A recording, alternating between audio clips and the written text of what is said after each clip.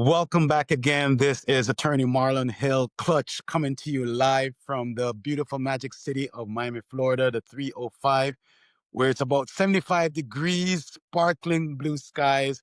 I wonder what the weather is like in Toronto, home of the World Series finalists, the Blue Jays. Maple, what's the weather on the 6th? Listen, Marlon, when you make the World Series and you say we're the finalists, we are going to be champions. Let's be clear. It is always sunny. It is always warm. And the maple is ready to bring it home. Listen, man, we could not script it anymore. Canada versus the United States, Toronto versus Los Angeles. JC, you guys have a team you want to throw into the mix? We're going to be politically correct. So may the best one win. I know JC's heart is with us, bro. I know. Oh, man. Well, listen, welcome back again this is episode number 3. It's great to be back with you. We are here on the sidelines discussing the business and legal affairs of the upcoming FIFA World Cup, the historic FIFA World Cup. Less than 230 plus days to the summer of 2026, 28 teams, Maple and Zayu that have qualified for the World Cup, and 20 teams to go before the historic draw at the Kennedy Center on December the 5th. But there's lots of news on the headlines, and we want to dig right into it on the sideline. We are always watching the game, but sometimes we also have to be critiquing the game. So this episode on the sideline, we're going to be talking a little bit, taking some news from the headlines, talking about these conversations about the possibility of games being relocated. Maple, is that a real headline? Look, I think, Clutch, if we can, let's just recap some of these headlines to put this into context. And the reason I want to do this, and JC, you'll be able to add to this list, right, is I remember when I was in Brazil for the 2014 World Cup, the comms director said to us, obviously preparing for 2022 on the Qatari side, the news will follow you right through the final, right? So there will be lots of headlines because there are journalists that are dedicated just to this space. We know how many fans follow the World Cup and therefore the build up to the World Cup. And so I think it's worth kind of going through the list and then separating the wheat from the chaff, so to speak, to be able to pinpoint what's real and what's not, what people should be paying attention to, and what they should be taking with a little bit of a grain of salt with. What have we seen in the last few weeks, right? Lots and lots of stuff around ticket pricing, both in the press and from fans. I think some criticism around the secondary markets, the FIFA resale charges. I mean, there was quite a pronounced statement by the New York mayoral candidate Mamdani around how the average New Yorker will not get to see a match at MetLife because of the current ticketing prices.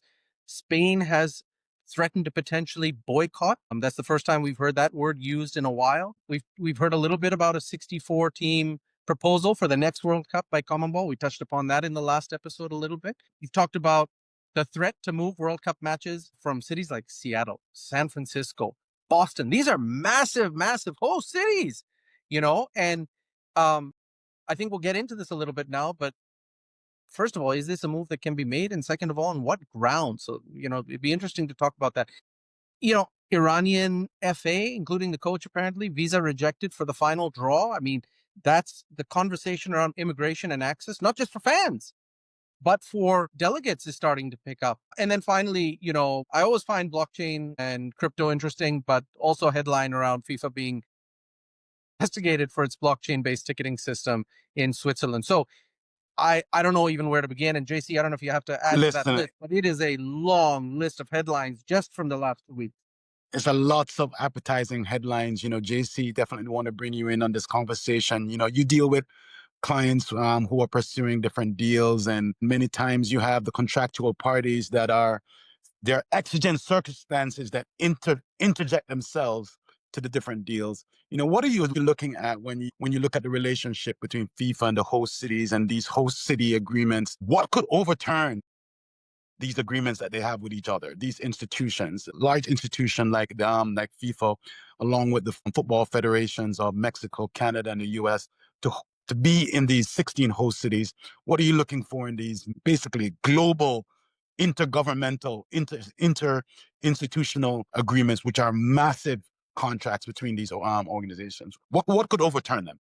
Well, I think first we need to remember that the legal obligations binding FIFA and the host countries and cities form one of the most comprehensive international event contracts in the world of sports. So it's a massive legal body that needs to be observed both by FIFA, but mostly by the host governments, host countries, host cities.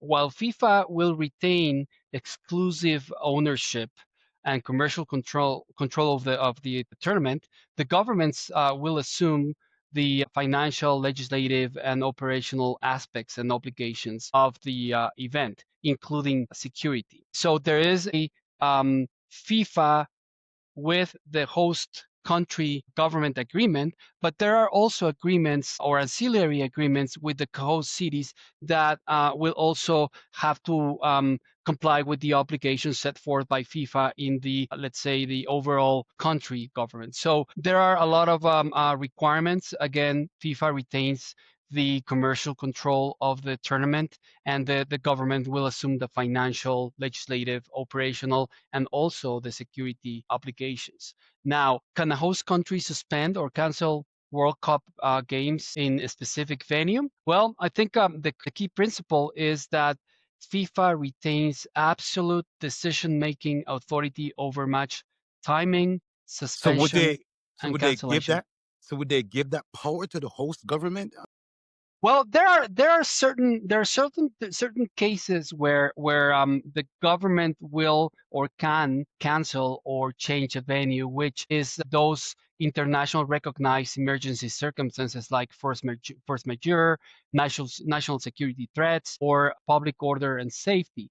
However, in all of the cases, the government intervention shall be subject to the coordination with FIFA. So at the end, even a host country may suspend World Cup matches at a specific venue in these extreme emergency cases. At the end, FIFA will retain all the authority to decide whether this can go on or not. Yes. Aarij, this sounds like a salsa dance, a tango dance. You pick the couples dancing. Who makes the first step? Who can make the unilateral step, Aarij? Can it be done unilaterally? Or So is it coordinated? let's take a look at a similar but different circumstance underpinned by sort of the same argument that the US is making in this case, right? And again, this is to separate the headlines from the reality, but also to kind of drill down on what works and how it actually works. Right.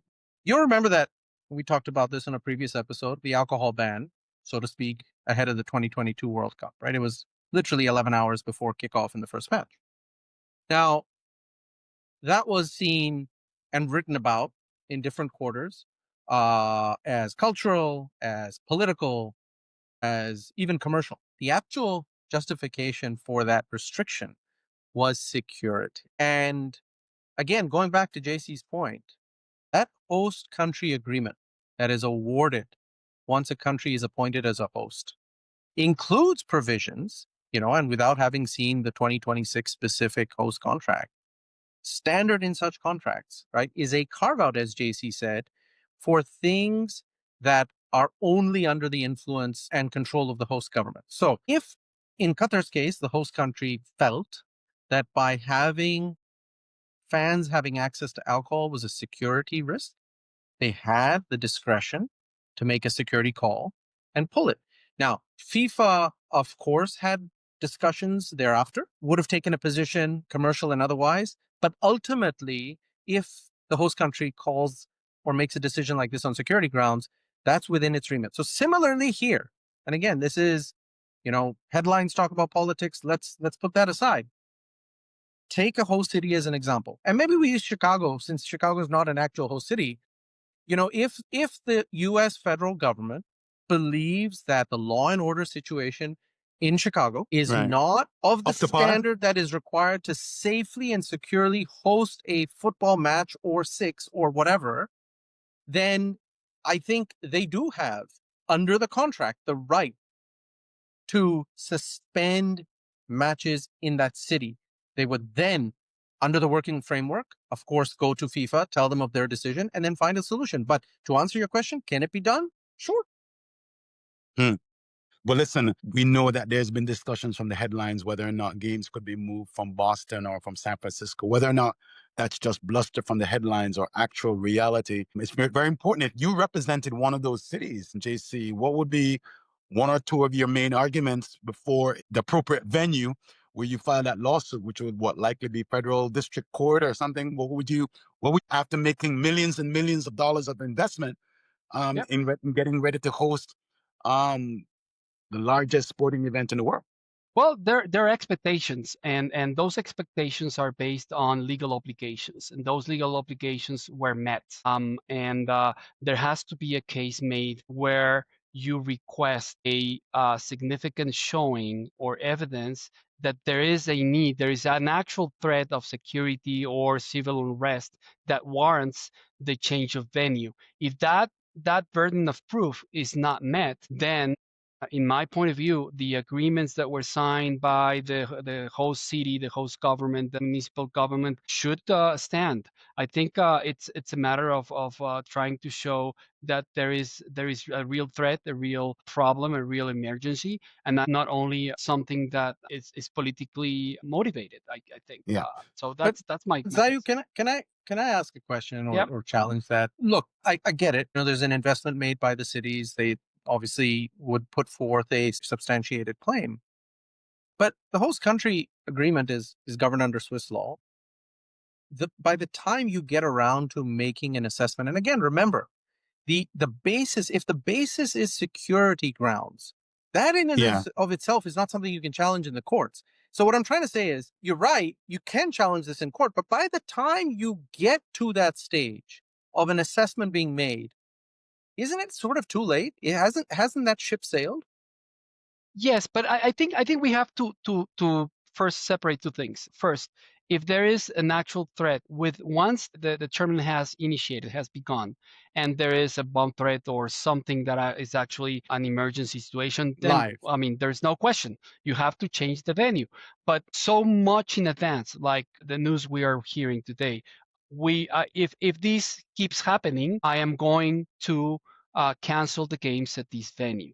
I think that is when you can actually ask and show or request the showing of an actual emergency. If it's an emergency of 1, 2 days, 1 week, yes, I agree with you. But if there are threats today being made to pull those games from this venue, from Boston, because there is it's apparent that nothing is going on in Boston, or nothing is going on in other cities, but there's a threat, then I think there is something you can legally argue. Threat. I mean, this is just a threat. Exactly. There are legitimate threats and then there are political threats, right? The thought that we would want to insert politics into football is just way above me. Because, politics is football and football is politics, right? Well, we have 16 host cities, right? Why would you pick one host city to move and to have a discussion about there being a public safety threat when there may not necessarily be a public security threat in another city like Dallas or Vancouver or Miami, where we're also hosting games. So I think we got to be very, very careful of that. But I think that what would you say to Aarij? What would you say to the fan or to the business owner that's looking at these headlines and going, "Oh boy, here we go"? Where can they make sense of reality versus bluster? No, I think it's a fair question. And I think, look, part of this is just to continue to track the information that's publicly available, right? I think the reality, to caveat the last point is, aside from there being a slight difference between a security situation and an emergency, because not all security situations are emergencies, the reality is that if you are to change or shift matches from one or most host cities, those have to go somewhere else, and that takes a little bit of planning. And so I think there is a bit of lead time. And so if such an event were to happen outside of an immediate emergency, then I think the stakeholders would know. But I think like all issues, right? If you are a vendor, supplier, partner, speak to the FIFA, speak to the host city, speak to the LOC. ensure that you have access in real time to real information. Hey, look, in all these host cities, right? It's a business is a community of business ventures. And I think in each host cities, vendors, suppliers, service providers need to come together and continue to disseminate and share information as they get it so that everybody is armed. All right, let's dig into some of these agreements that we know exist, right? So you have FIFA likely establish a subsidiary for each host nation, right? And then the host nation FIFA subsidiary entered into separate host city agreements, right? What are some of the commitments that you anticipate that some of these host cities must make to deliver the goods to FIFA? Yeah, look, I think, again, going back to Zayu's comment about the hierarchy, right? You've obviously got the competition side, which all falls within FIFA's remit. And then the balance of everything that's happening around the game, from airport services, transport, security, access to infrastructure, viewing facilities like FanFest. I mean, this is all then over to the host country. The host country will, in part, it'll be slightly different in Canada, slightly different in Mexico, but it'll be kind of delegated, so to speak, down to through the state level and onto the municipal level. That's why the LOCs were created, to kind of coordinate all of that. And so it's a partnership, and it's a large, long-term undertaking. And, some of the nuances of that early on are, look, sure, you say you're responsible for X and we're responsible for Y, but who's actually paying for this? And, one of the fascinating aspects of this 16 city, 3 country model is that each city has a different funding model. In a sense, they've all got different tax structures. Some coffers are fuller than others, and so I remember in the early days, some of the smaller cities were saying, "Hey, look, we can't deliver the same services as New York. We're a different size city." And so I think hopefully by now FIFA and the LOCs have worked through that to balance the need to provide a standardized sort of service, but at a cost that is agreeable to all involved. JC, worst case scenario, a city is unable to deliver the goods from the host city agreement. Do we have enough time to pivot to a new city because they're breaching the host city agreement? Can that happen? Well, it should happen. If the host city for some reason cannot do it, then there has to be someone that steps in. And this is one of the tasks that the federal government, the country organizing committee, will have to start working with FIFA to find out the right venue. Of course, it's not easy, but in countries like Mexico, the US, and Canada, where we have professional stadiums in every city and not all the cities being host, I think in this case, it wouldn't be that difficult, although obviously stadiums may not have all the checks of FIFA in advance, right? But I think what's it's possible, interesting, and it has to happen. I mean, let's be clear. It's not like Canada, US, Mexico bid for 16 cities and, oh, by the way, we have some backups. That was never part of the discussion. And so you're right. Correct. There's no real preparedness for alternative venues beyond perhaps the cities that hosted the Club World Cup last summer that aren't also hosting the World Cup, because FIFA has some familiarity, as does the host city.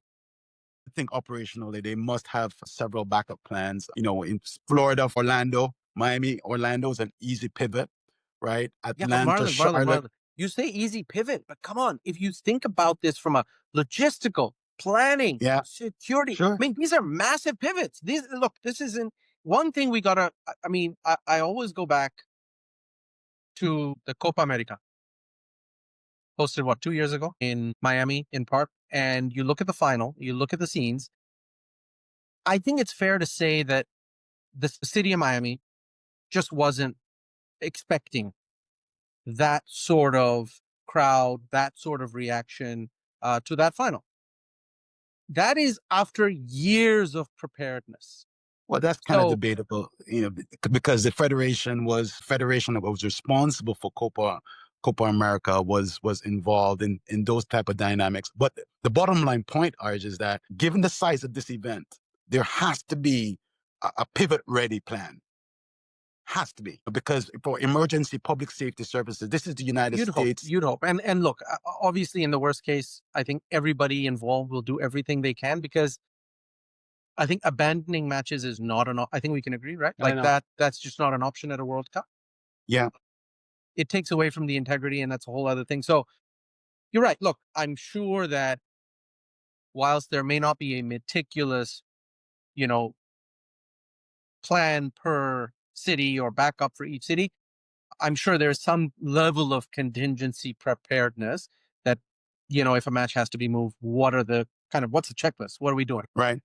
Well, speaking of preparedness and speaking of a pivot, as we switch the sidelines to the other side of the field, certainly less than 230 plus days to go for the World Cup. Folks have to start making plans to travel to Mexico and travel to Canada and travel to the United States. If you haven't started making plans yet for your visitor visa, or if you haven't started making plans yet for staffing up, if you need additional skilled workers, unskilled workers, hopefully you're making that plans.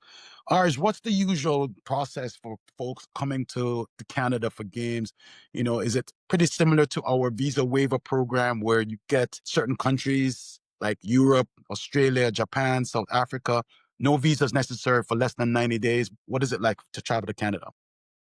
Yeah, entry to Canada, very similar to what you would expect in most sort of Western nations, the UK, the EU, the US, where, there's a visa waiver program available for certain nationalities and everyone else requires a visa. I think fans have been aware for some time that, number one, you have to apply for visas in advance. Number two, a Canadian visa is not a US visa. A US visa is not a Mexican visa. Those are three different processes. And I think they're also aware of the general time parameters for visa applications, depending on where they're coming from, right? I know that in certain, cases or certain embassies around the world, Canadian visas are taking more than a few months to process, in some cases up to 9 months. Believe it or not, to get a interview for a US visa for non-Canadians in Toronto, it's a wait of up to a year. And this information is all available, because obviously it's of no interest for embassies to kind of hide this stuff. So, but when you log on and you kind of see processing times, look, we live in a populated planet. Yeah. People travel all the time. And I think for a tournament like this, potentially an unprecedented number of visitors to all three countries. And so, yeah, to answer your question, look, if you're a fan and you're planning on doing this, you want to prepare now. Yeah, starting and that's now. visas, flights, hotels. What about you, Zayu? What's Mexico? How do I get to Mexico? Yeah, it's very similar as Aarij was saying. In our three countries, there's some countries that do not require a visa for tourism or business in Mexico, such as the U.S., Canada, Japan, UK, or the Schengen countries. And there are others that need visa. So one thing that everybody has to have is a valid and unexpired passport. Some nationalities. They don't like having passports, but passports is an obligation to travel to Mexico. Yeah. The usual stay is 180 days. So once you have a valid tourist visa, you can stay for 180 days. But as Aarij was saying, prepare yourselves, or that would be my advice, to prepare yourselves to travel to Mexico. Find out whether in the Mexican consulates all over the world, whether you need a visa or not, and try to request that visa if needed before time. One more thing that is very, very important, and this is something that is one of the most important things in this World Cup, is that there is no official World Cup fan visa. So the visa you obtain to travel to Mexico is not going to be the same as the visa you need to travel to Canada or the US. So that's something you need to be aware of. Having a ticket is not sufficient, and the only thing you need to apply for the visa. They're looking at everything else. So just because you have a ticket doesn't guarantee you. Yeah. Which is slightly different to 2018 and 2022. But again, you're dealing with a different model. There's three countries hosting, not just one. Yeah. But it's very important for you to start that planning. If you're an employer, you definitely want to look at some of the visa categories that would be necessary for you to bring, whether it's a sporting related, performance related, or whether it's skill related. Maybe it has to do with event logistics, or, concession, or maybe an entertainment, a cultural group. These visas take easily, 90 to 120 days.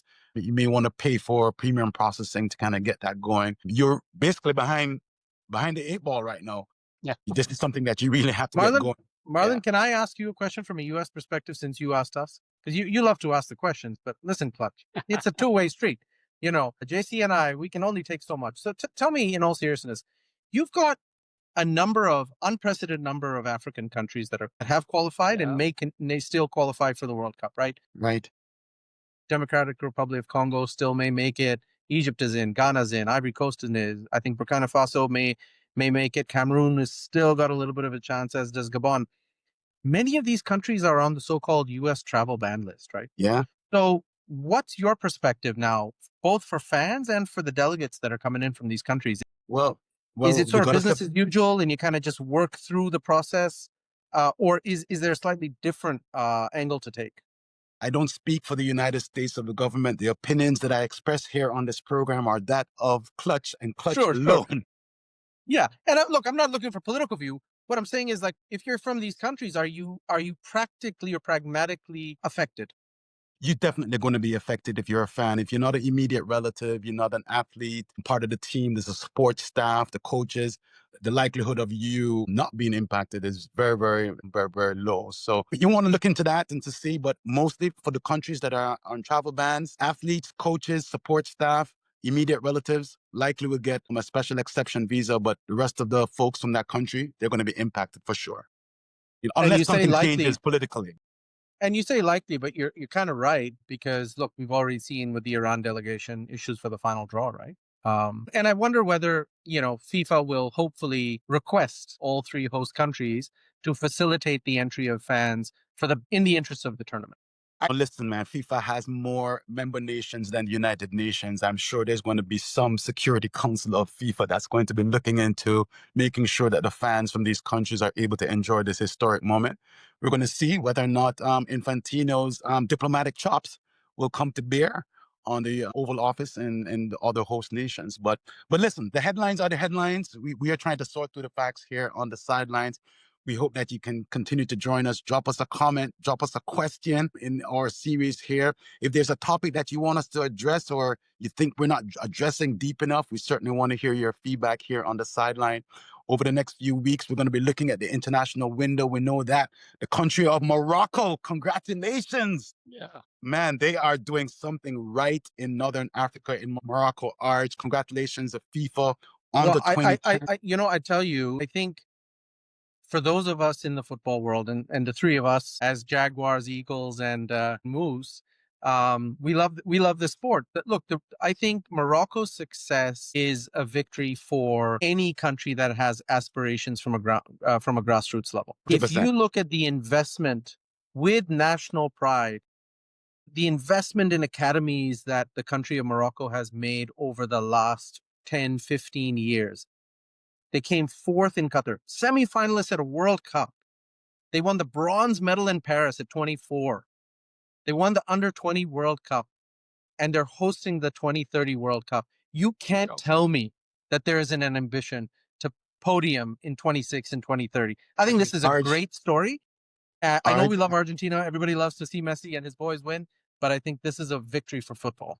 This is definitely a story to keep an eye on. It looks like Aarij has made his pick already for the semifinals and maybe even the final. Keep your eyes on Morocco. They are definitely going to be making their stake for next summer here in the United States, Mexico, and Canada. Guys, thank you for tuning in here again on the Sideline Conversations. We appreciate all the comments and the positive feedback that we've been receiving. Look forward to seeing you for the next episode 4 as we approach the international window for some more teams to make the final 48. Until then, see you next time. Thanks, guys. Bye-bye. Take care, Clutch. See you, Zayu.